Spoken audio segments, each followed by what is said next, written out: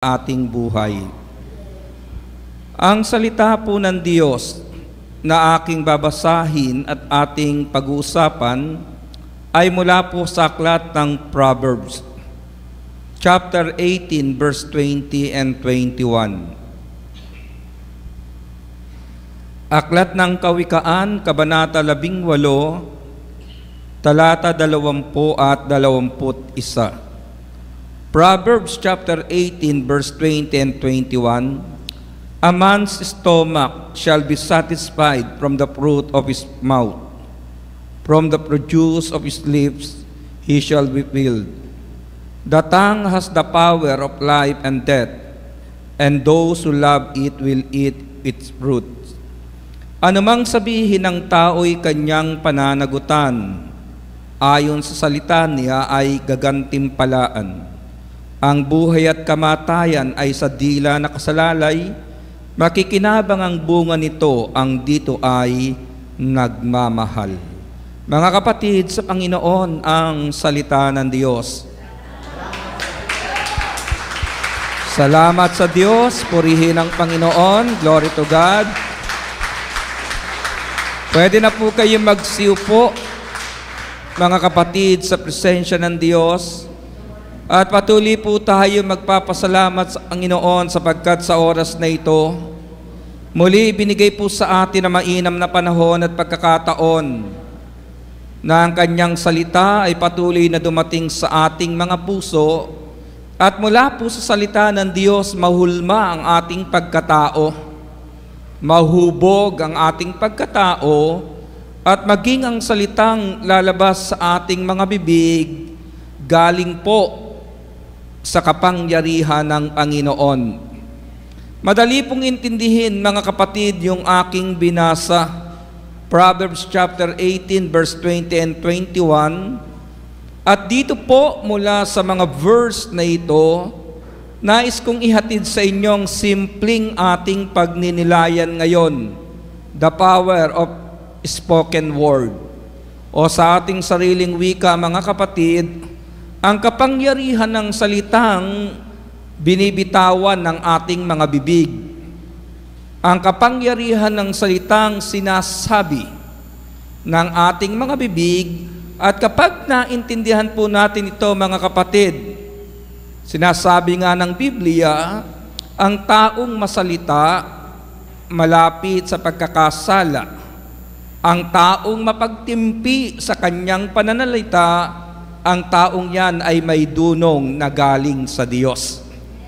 Kaya pag nilayan po natin ito, mga kapatid, dahil sa magulong lipunan ating kinalalagyan ngayon, usong-uso po yung tinatawag na fake news. And then, kung makatughay tayo sa ating social media, minsan hindi po natin alam kung ano na ang totoo. May mga taong buhay pa, pinapatay na nila.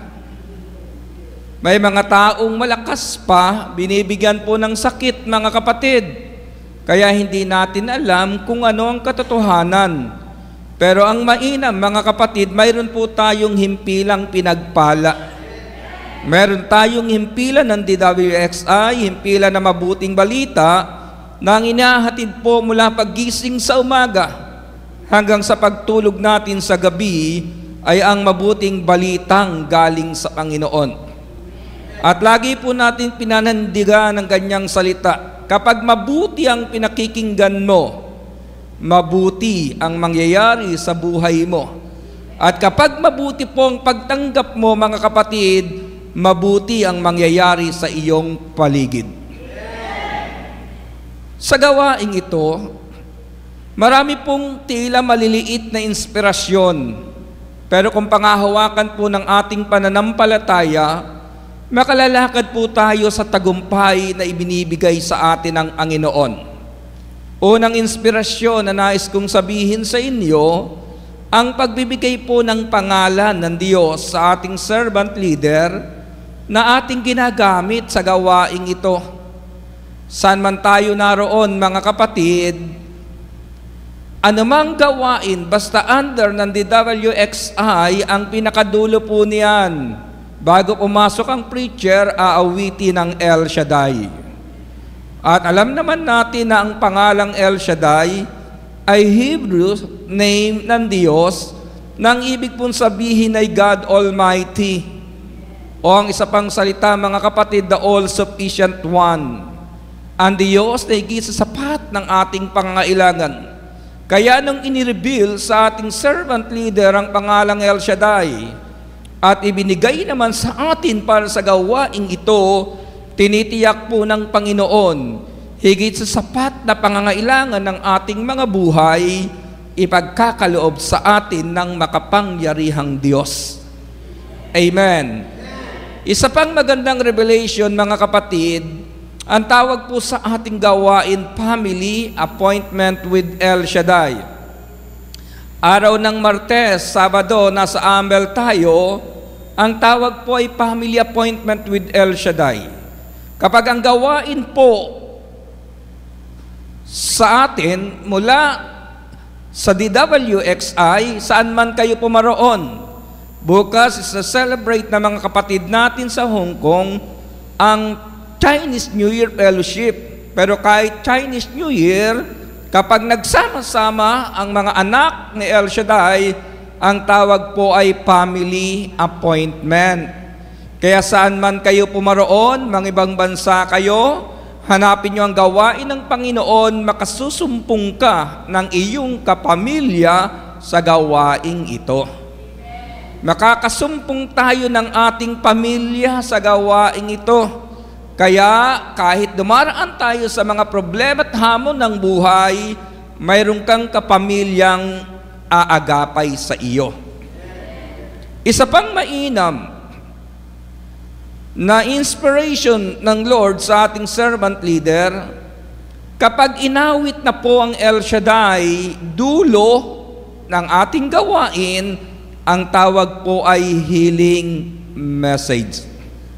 Mensaheng nagdudulot ng kagalingan sa atin.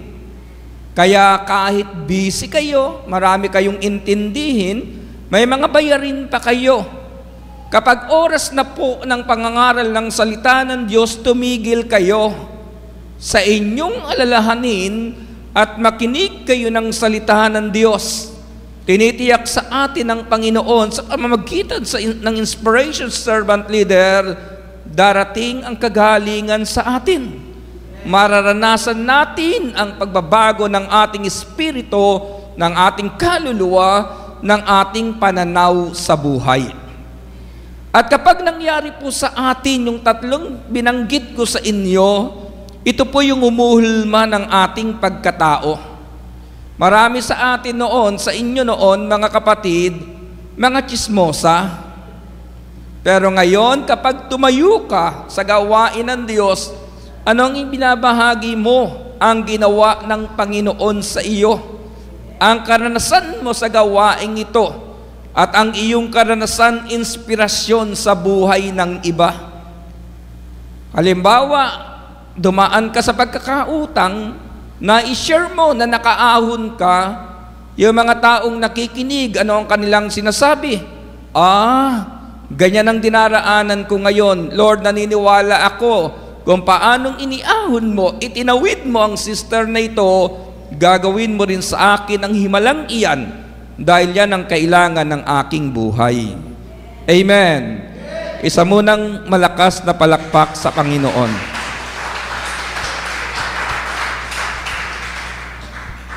So ngayon, mga kapatid, pag-usapan po natin kung gaano kaimportante ang bawat salitang namumutawi sa ating mga bibig. Una, kapag nagbitaw ka ng salita, kailangan tamang panahon, tamang pagkakataon, angkop sa sitwasyon na iyong pinagdaraanan. Naintindihan po ninyo? Hindi basta bitaw ng salita, hindi basta sabi ng salita.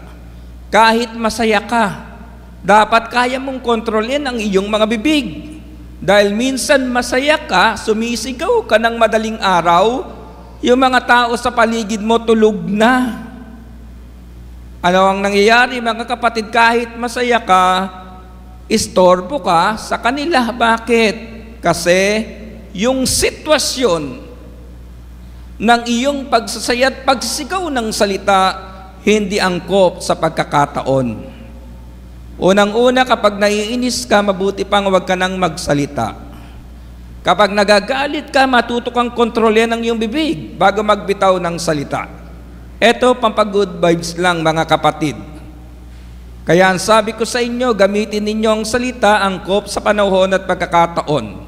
Kwentong napakinggan ko, mayroon pong lola o maglola pala na dumalo ng kasal.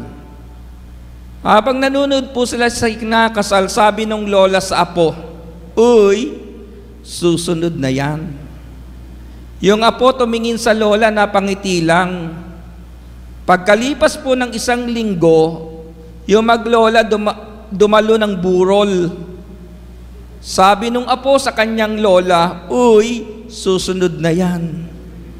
Yung lola nagalit, pinagalitan yung apo. Isipin nyo, mga kapatid, parehas lang naman yung salitang binitawan. Parehas lang din yung tono ng pananalita. Pero bakit hindi parehas ang sagot o reaksyon? Kasi hindi angkop sa panahon at pagkakataon. Amen. Kaya lola, kahit sa apo mo, dapat ingatan mo yung sasabihin mo. Dahil kapag ibinalik sa iyo sa isang pagkakataon, baka iba yung reaksyon mo. Magalit ka. Alam po ninyo, ako ay pinalaki ng aking ina sa masasakit na salita. Kasi sabi ko nga sa inyo, elementary pa lamang ako nang iwan po kami ng aming ama. Ako ang naging katawang ng nanay ko sa hanap buhay, pero pinalaki po ako sa mura, palo. Dahil sa magkakapatid na lalaki, akong kamukhang-kamukha ng tatay ko. Yung galit na hindi na ilabas, yung inis sa akin po inilabas. Masakit sa isang anak na makarinig ng mura mula sa bibig ng kanyang ina. At sa sakit na yan, mga kapatid, naipangako ko sa sarili ko, kapag ako'y nagkaanak na, yung sakit ng kalooban na ipinaranas sa akin ng aking nanay at ang sakit ng kaloobang pinaranas sa akin ng aming ama, hindi ko ipapasa sa aking mga anak. Kaya yung aking mga anak na ibinigay ng Diyos, ingat na ingat po ako sa salitang binibitawan sa kanila. Kahit siyempre minsan makulit bilang ama, naiinis ka't nagagalit ka. Pero hindi po ako nagbibitaw ng salita dala ng galit. Nagbibitaw ako ng salita dala ng aking pagmamahal, sapagkat mas madaling magbago ang tao kung salita ng pag-ibig ang ibibigay mo sa kanya. Naintindihan niyo ako, mga kapatid? Pero ito ang mas masakit. Kung masakit sa isang anak na makarinig ng mura mula sa kanyang ina, mas masakit sa isang ina ang makarinig ng mura mula sa kanyang mga anak. Bakit? Isipin ninyo, mga anak, 9 na buwan kayo sinapupunan ng inyong ina. Sa loob ng tiyan, pinakakain tayo. Marami silang naisakripisyo sa atin.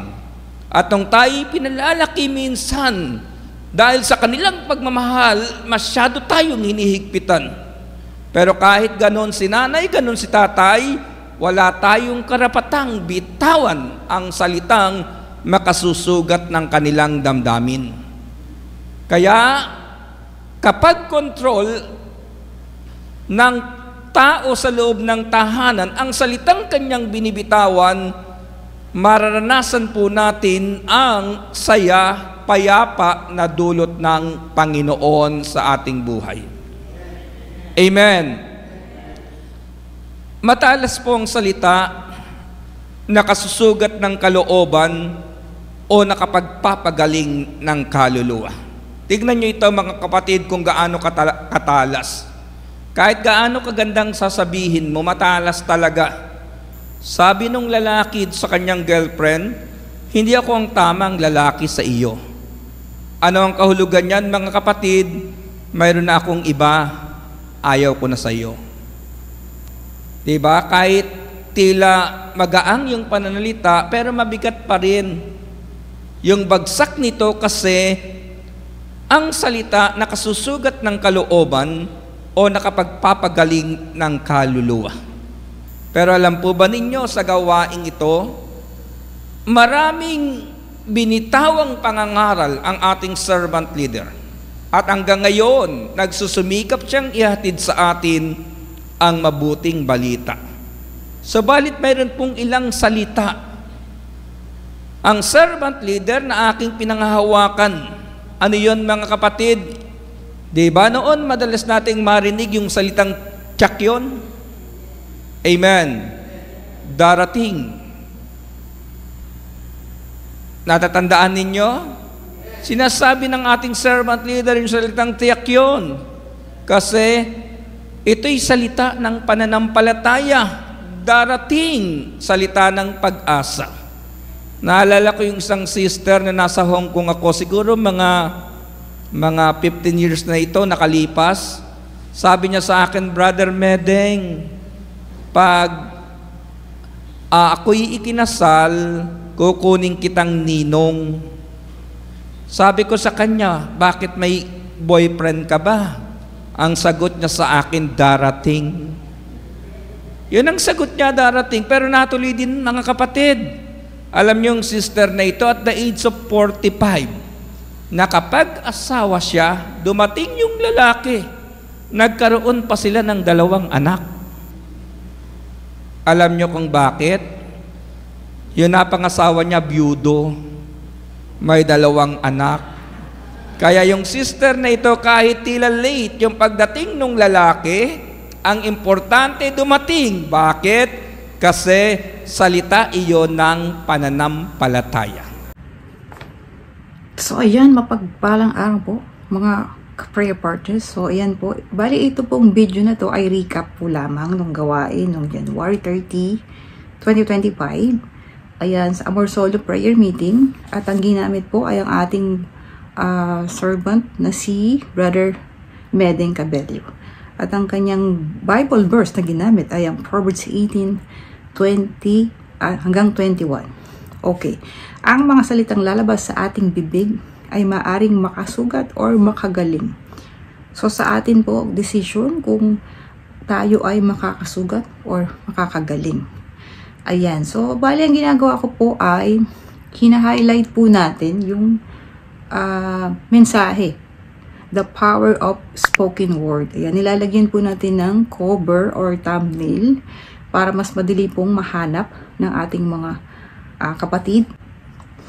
So, kung gusto po natin mapanood ng kompleto yung video, ang link po ay nasa comment section. So, ayan. Pwede nyo pong panoorin.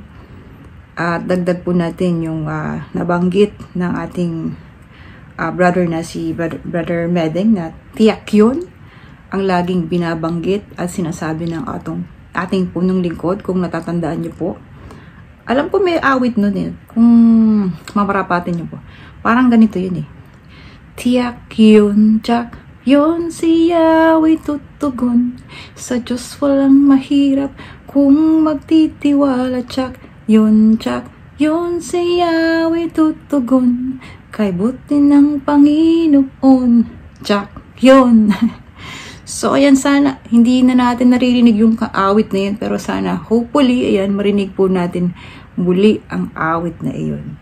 So, ayan, maraming salamat mga pray partners. Patuloy po tayong dumalo, mag-antabay sa ating mga gawain saan mang sulok ng mundo. Stay blessed, ka-partners!